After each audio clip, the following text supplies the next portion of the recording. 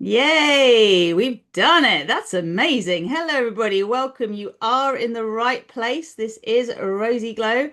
I am super excited to have the wonderful Jane with me. So just bear with me so I hit record and I'm going to let you know what you're in store for this evening. Woo, woo, woo. Hey, it's been a little while since I've been live on our channel, so I'm excited to be here with you tonight. This is an impromptu that Janie and I were talking about on Friday, but didn't quite have time to bring together. But we wanted to do this ahead of tomorrow because the full moon in Sagittarius is on Wednesday morning UK time. I think it's about 8:40 a.m.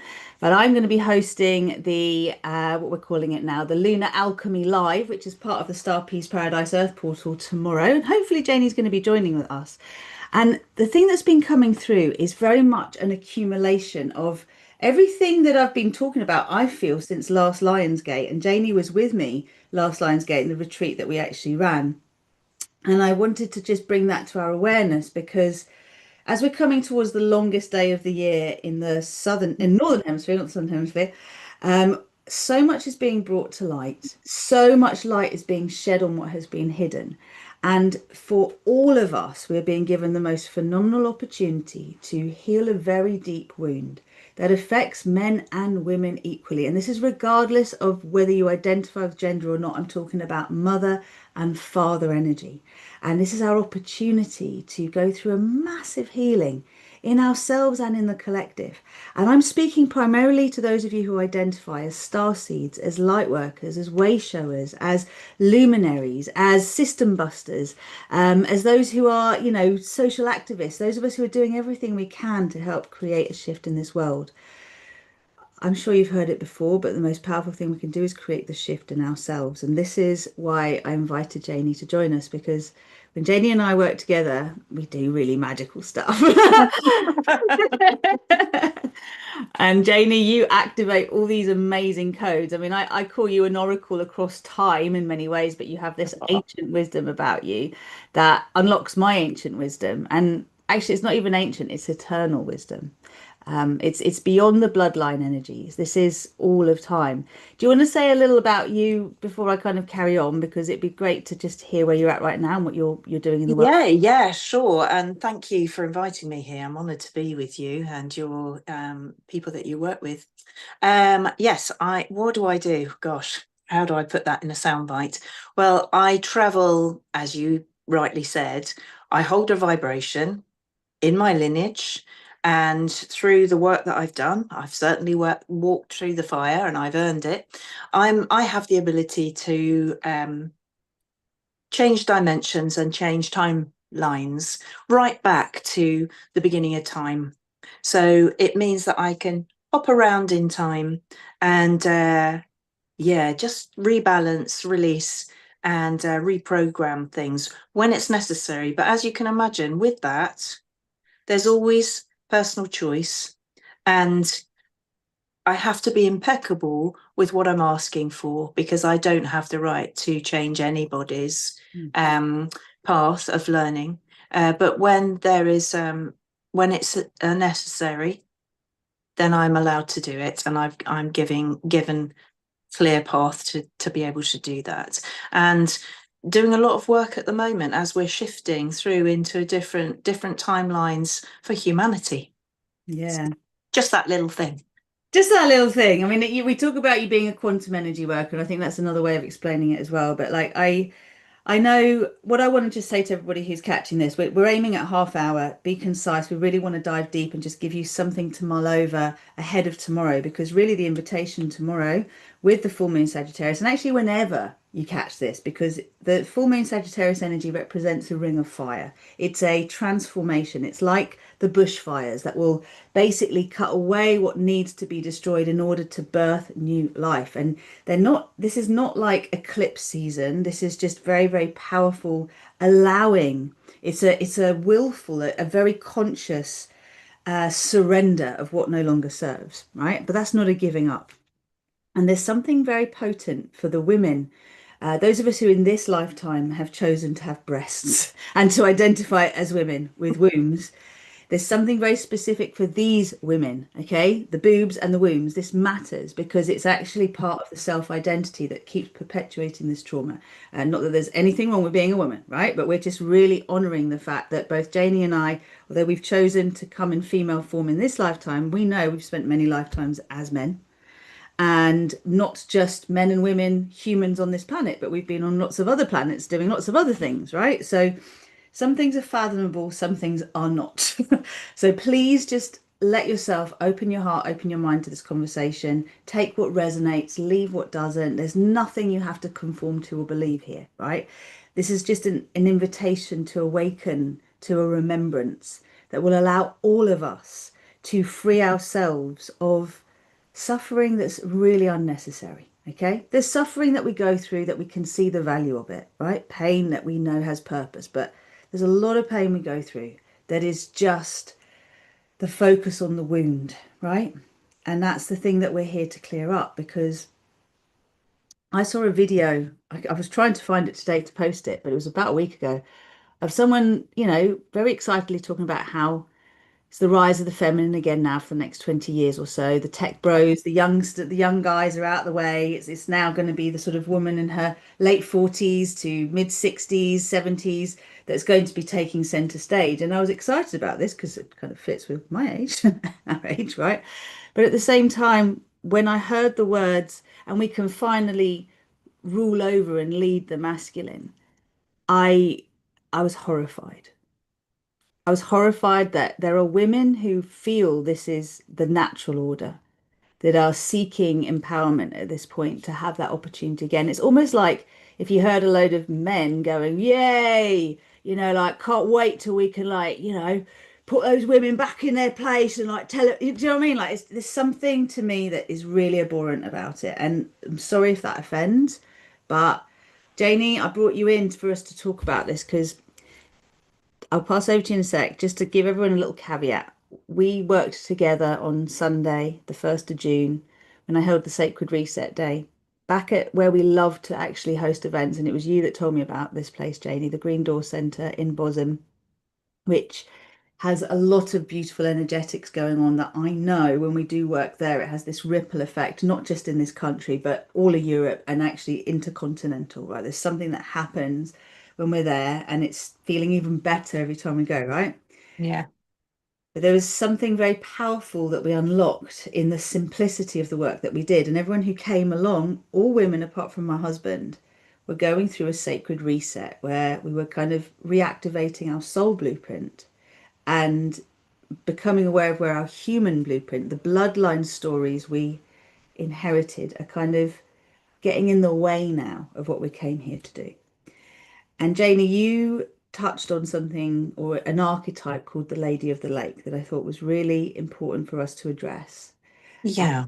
And this then leads to this element of the shadow of the high priest and the high priestess that I'll talk about in a moment. So over to you, Janie. What would you Yeah, like? I think the simple way of explaining Lady of the Lake was in times gone by, as wise women, and I think a lot of your followers here will have been wise women within their villages and towns at some point over time.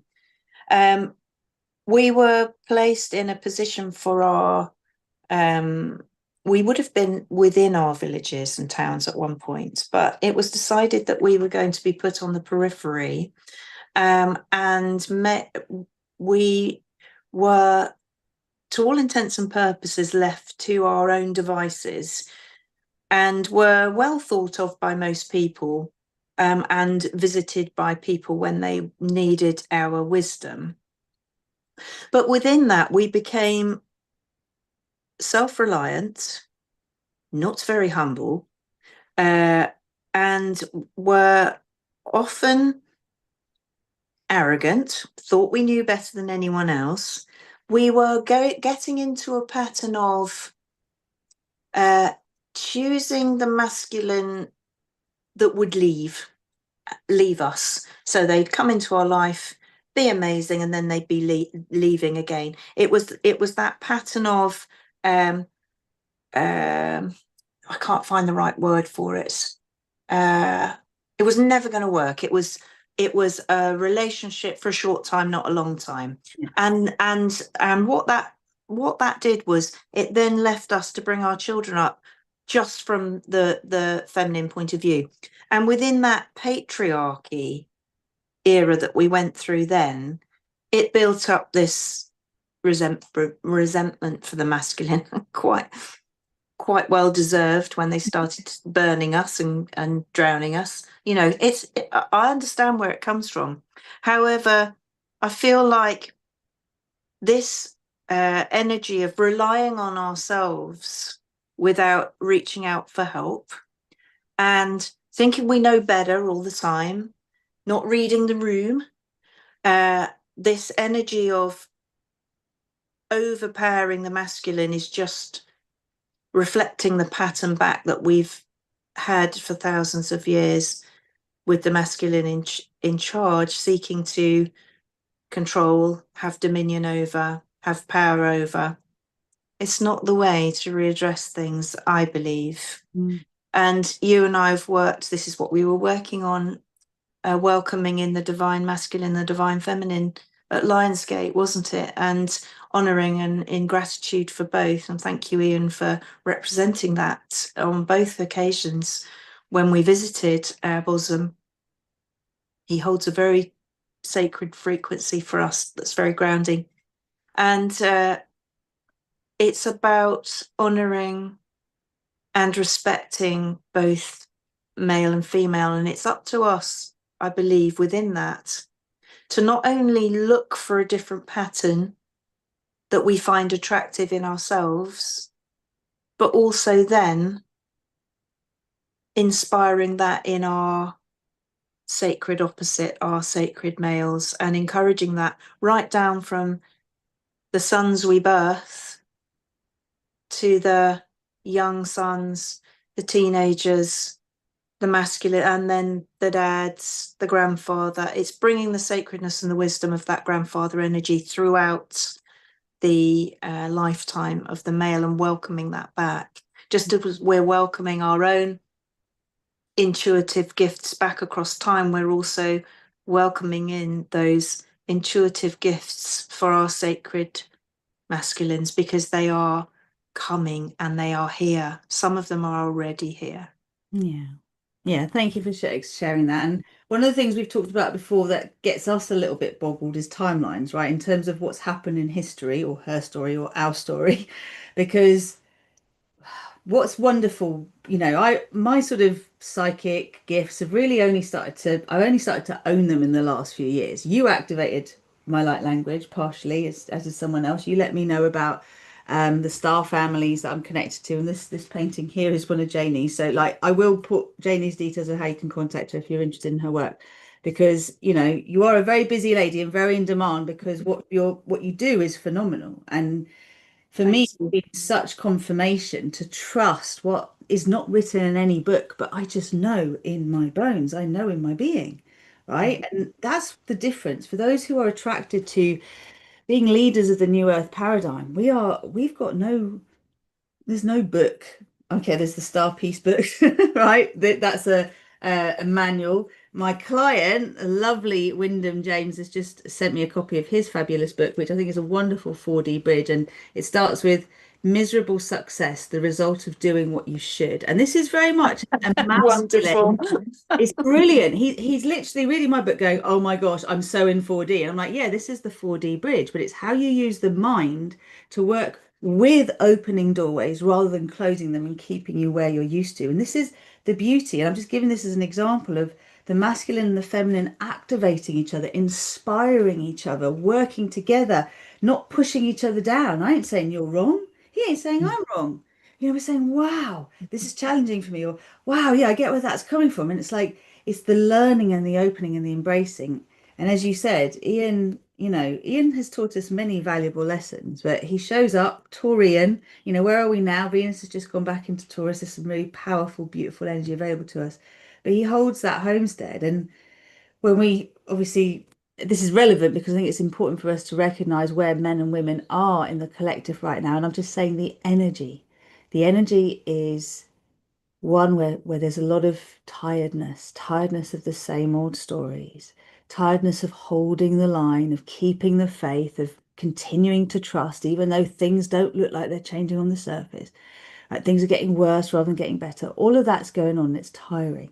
And Mm. this time around, when Ian showed up, he was tired, right? He was not his sort of bouncy usual self. And he taught us something really valuable, I think, that says a lot and actually leads into what we're talking about beautifully, which is he sat there with us and I was like, big up to my husband for being here and like our king, let's honor him, and he was like, to be honest, I don't need any of that. I don't need to be put on a pedestal. I just want all the little things that I do every day just to be acknowledged. I don't need big firework displays. I just not need or want and appreciate what is that is being done all the time behind the scenes to support you, Queen RozyGlow, to be acknowledged and, respected and honored. And it was like, wow. Yeah, it was the gentleness in that moment Yeah, and yeah. the sacredness in that moment. Yeah, speaking from the heart. And that this is the beauty is when we actually stop just sharing our point of view and soften to hear the other. Mm, We can hear beyond the what we perceive as an accusation and hear the request. mm, And I think this is really important because, as you said, I mean, as women, part of the story of the Lady in the Lake is that the Lady in the Lake birthed women, right? It was constant mm. Yeah. cycle, feminine, no masculine. And there Mm, was a separation. And this was partly born by the fact that, again, the chronology, I've heard so many different things. I'm not going to even get into that, but I'm just going to say there was a point at which the balance of the masculine and the feminine on this planet was the homestead. The masculine protected the homestead, the hearth. And there was this sense of the feminine feeling safe, the gardens being tended, everything was kind of looked after. But then the quest for the calling beyond the home, some holy grail, whether it's a war or a something that means we have to leave those we love and pursue something else. And there's this sacrifice energy that came in, and that created more and more division because it also created resentment and it created suppression. And in some ways, I mean, I can't talk about every religion, but you could almost talk about Christ and Magdalene for those who've been opening up to the story there of Jesus and Magdalene and the shadow of Magdalene being the single mum that gets left behind if we go down the route of the fact that they had, a daughter or they had children together, whatever we've actually heard. The important thing is that martyrdom on any level, self-sacrifice, which has been essential. It has been part of our journey so far, right? There are those that sacrifice themselves to save others. It was necessary. mm. But at this point, the next leg of the journey isn't about that. And that's what really felt like Um, you were saying. Go on. if I could offer something that I heard today, my mentors, I went to see them today, and yeah, I'm just going to pass this on because in our essence as of ladies of the lake, we become maverick and sometimes overbearing mothers. And what is necessary at this time when we feel ourselves doing that is to step back and honor ourselves as wise women. So it's a slight shift. So instead of trying to micromanage and be overbearing, that seems a bit harsh, but sometimes true, with our children, especially older children, because it's making that shift into the next chapter as mothers. It's making that leap into owning and claiming back our wise woman energy. And that's quite a there must be people on this call that need that now. It's yeah, it's a slight shift in vibration between being this maverick mother that wants everything for her children, but it's their time then. They get to an age where they need to take responsibility for themselves. And there's that little bit of time in between where they're not quite ready, but they are, and they're not quite ready, and they are. But it's holding that space, the storm and the stillness, just waiting for that energy to shift and ready to reclaim your wise woman energy and your energy for yourself again, so that you can serve and support everyone around you in a better way, really. So that, yeah, so this is for everyone really to recognize whoever's watching, listening, remember whatever your outer skin suit, we're talking about your inner feminine and your inner masculine here, right? So let's look at this from the perspective of we've just had a new moon in Gemini, which to me has been representative again of, are we going to be in battle or are we going to seek to unify? Because, anytime you've got signs like Pisces, Libra, to two of something, you've got the opportunity here to have duality or oneness. So we've got this invitation to come in. And as we're coming towards the full moon in Sagittarius, to me, this is the fire sign that recognizes the demon it's dealing with, recognizes the shadow that is the issue, the one that gets it, right? I don't want to slay a dragon, but this is a metaphor for like a beast, something that has power over you that you learn through looking to the divine to overcome. The divine is owning our inner our soul connection. So we move beyond our survival programming. We're able to embrace our journey beyond the memories of the trauma of our ancestors. And I'm speaking in code now. Those of you who are hearing this know what I'm saying. You know this is grace in action. This is us remembering to forgive. This is us remembering that, yes, horrible things have happened, right? The most heinous things. I mean, you and I were talking about King James and how he basically changed the Bible to suit him and killed his mother, right? Mhm. So, this is And massive. then burned and drowned most of the women that were serving their villages. Yeah. Which brings me to the fear of torture, the wound of torture, which is what is being invited to be cleared tomorrow. Now, we know there's genocide going on this planet right now. There's been genocide going on the whole time. It's now getting publicly, seen in more than one place, but everywhere it is being seen, thank goodness, because accountability and transparency is really important and compassion is key as well. We need to all remember to not be complacent, right? And to bring our energy to the best place we can, to care. But we're now moving into a place where it's like, all right, beyond this duality, beyond this conflict, what is there? And it is the invitation to imagine beyond what we have known. The challenge is we remember the pain of the past so that we can avoid it in the future, but without realizing it, because we keep remembering it and focusing on it, we're creating more and more of it. We see the lens through the suspicion and the pain of the past. So one of the things we were talking about was how important it is to remember that although in this lifetime we have got a female skin suit, we may have well have been men in previous lives and been the one that inflicted the pain. God knows, we could have even been King James, right? Or the energy of King James. So this is not about blame. This is about us moving beyond the tit for tat. And it's not even that doesn't do it justice. Horrible, horrible things have happened to all of us if we trace back our soul memories or our bloodline memories for speaking up, for standing up to be counted, for not doing as we're told, it's never ended too well, right?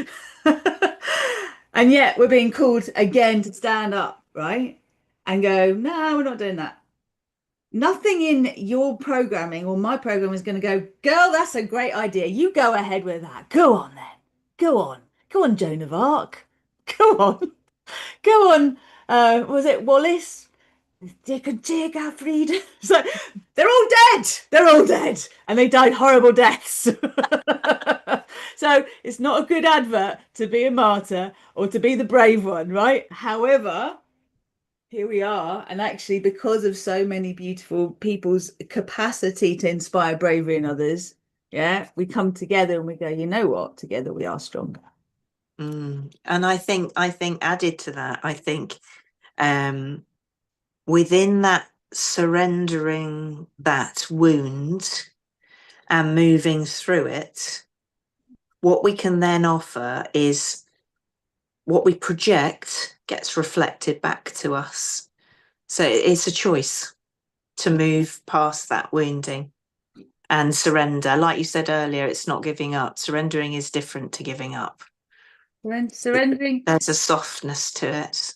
If you haven't seen the Bruce Lipton interview yet that I did with this wonderful, wonderful man, Bruce Lipton, it's at the top of my YouTube channel. Check it out, folks, because it's brilliant. And there is a bit in there But basically, Bruce says, look, the game is up when you stop fearing death. When you realize you can't ever die, then you're not worried. You don't fear that annihilation that keeps you going all this time. Mm. And it changes everything. But the thing is, I'm talking about something slightly different here. It's not death, it's pain. It's Yeah. like suffering that was inflicted on purpose. Like, Mm. what I was saying before about genocide, torture is a method that is used by armies across the world, by, like military forces across the world, whether they're official or not. And it's just like the worst of the physical pain we can endure, and psychological pain and emotional pain. But the point is, we can release that wound. We can release that trauma. And if we release it from ourselves, those of us who are not currently being tortured, right? We do something for the collective that allows us to create something different, because it's a real distortion for that to have been created and recreated for so long. And those of us who are here, and we're going to wrap up in a sec, if you have a calling, you have a sense of Lemuria or Atlantis or the time of Mu or ancient Egypt, you're fascinated by all the stories, cataclysms, I think Noah's Ark as well. I mean, the way I Yeah. see it all is very different to the timelines that we've been shown. It doesn't matter because history repeats itself on lots of levels. So it's probably very similar stories that have gone on each time there's been a major downfall, right? And it's just, I was reminded of the fact that my original blueprint, the first time I came to this planet, the first couple of times, and the trauma that I experienced then, I've recreated through all of time every time I've come back because I've had that memory. So this is the time now to go, are you willing to let that go and not let that be your self-identity anymore? And actually receive as a result what you were planting seeds for all that time ago. It just wasn't the right time. Mm. So, Mm. what are we saying? We're saying here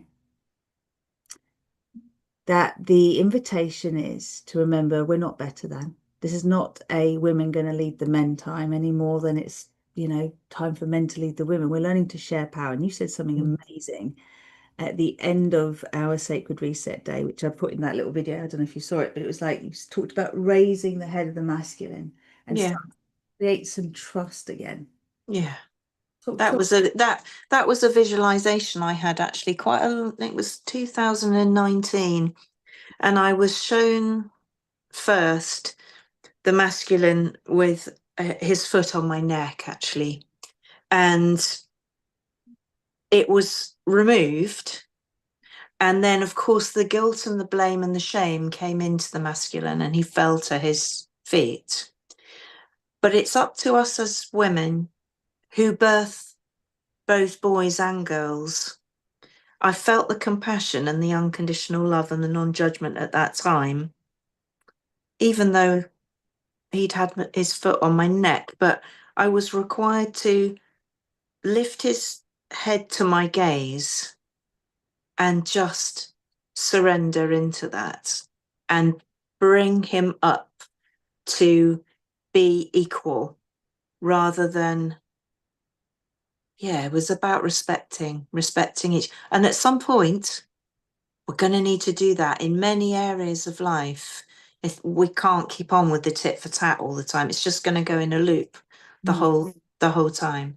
But it requires huge trust and courage mm, to put yourself out there again, because there's always that opportunity of the same thing happening again. However, implicit trust in who we are and the gifts that we are being given back across time now, to hold that kind of courage and strength and resilience and gentleness and sacredness mm. for our masculines What you're and saying, ourselves. trust ourselves. Yes. It's not about trusting them, it's about trusting ourselves to trust we have grown. Because I think this is the thing, there's a heralding back to the matriarchal times as though they were a golden age, but there will have been a lot of amazingness around that time. Yeah. But there was also an imbalance. You would never have got to patriarchy if there wasn't the imbalance that was No. there, right? That was potential. And this is the thing now is I'll give you a real example for me was that when you're told to follow your heart, or you choose to follow your heart, and then you experience tremendous pain. How do you feel you can trust your heart again? Mm, And, I give the example of the fact that my daughter's dad and I got together very quickly and chose to have a baby very quickly together, though we didn't know each other very well. And I know many would see that in a not so positive light, but my heart knew, like, this was like the person I was meant to have this child mm, with, and I'd mm, wanted to have a child since I was 8, right? So she came in straight away, but yeah, it wasn't ideal. And actually, by the time she was 10 months old, I'd asked him to leave, and I had a really tough time as a single mum for many years.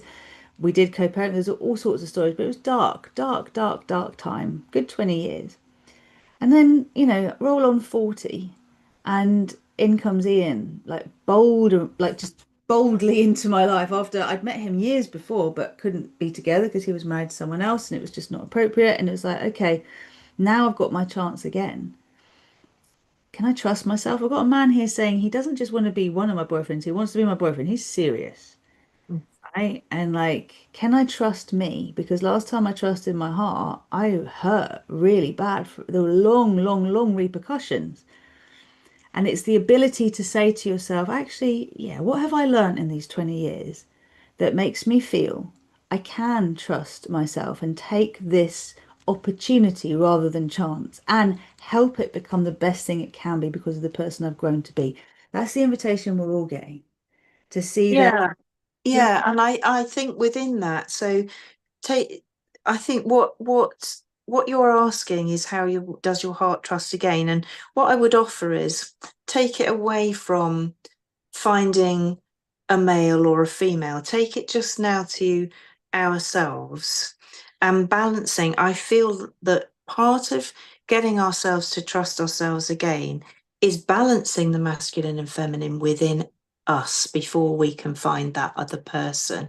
So it's not only about men and women, it's also about balancing those energies within us because we hold both. We hold both the push and the surrender, the giving and the receiving, the storm and the stillness. It's about finding the balance in that. Neutrality. Yeah, the neutral point. And that's kind of, I feel, what we're moving into and through at the moment. Yeah. Yeah, absolutely. That you've just spoken to sacred union is an inside job because first of all, it's about your human and your soul self, your connection to the divine. It becomes an external thing, but it's your inner masculine and feminine in a family, and that's the work I do, and it's the work you do. And we do, I run longer term courses. You work with people and do amazing behind the scenes energetic rewiring. When Janie and I first really connected, it was at a time when someone had kind of said something to me that I found quite shocking, and I needed to get it verified. And I needed to trust people that could see the unseen world. And you were one of three people I came to, right? And Mm, really, if there's one thing I'll say about Janie, it's the compassion. There's two people I know that hold the compassion codes you do. You and who was my cranial osteopath for years and years and years, who Maggie at Talmage, those of you who know in Pearly, yeah, Pearly way, Pearly area. So when you hold compassion, it's the energy of non-judgment, and that's what we're all learning to come into. mm, So let's just wrap this up and say, if you would like to join us tomorrow, we're going to be hosting the Star Peace Paradise Earth Portal monthly live, which is the lunar alchemy session, where we're going to work with the intentions. I am embodying divine rapture, which to me was like the opposite of pain, torture, right? I'm embodying the energy of rapture with the unity of all that is. I am choosing and committing to my best narrative. What's the best story you can tell yourself about your life so far and about the life that you're coming into as we're coming into the time of greatest light in the Northern Hemisphere?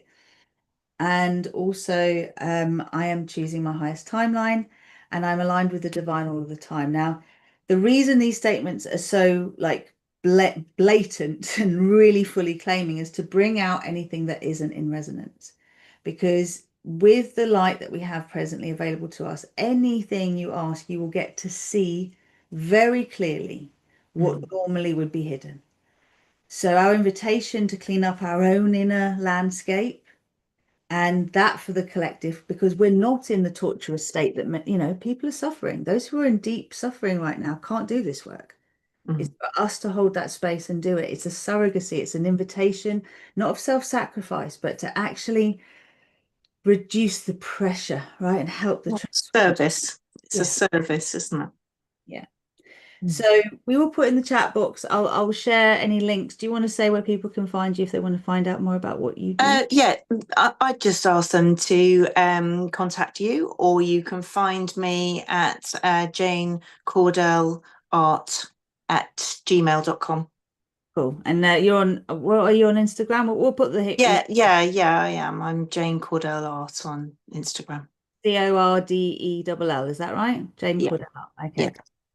And for those of you who are like up for a motherboard rewiring, a full-on one, we are starting the next round of Fearless, the 25th of this month. That's the 6-month surviving to thriving nervous system, physiological, emotional, psychological, and energetic upgrade. This is really what, for me has been the life-changing shift that got me from who I was to who I am today. So shifting those deep, deep programs that seemed like they were relentless and would never change.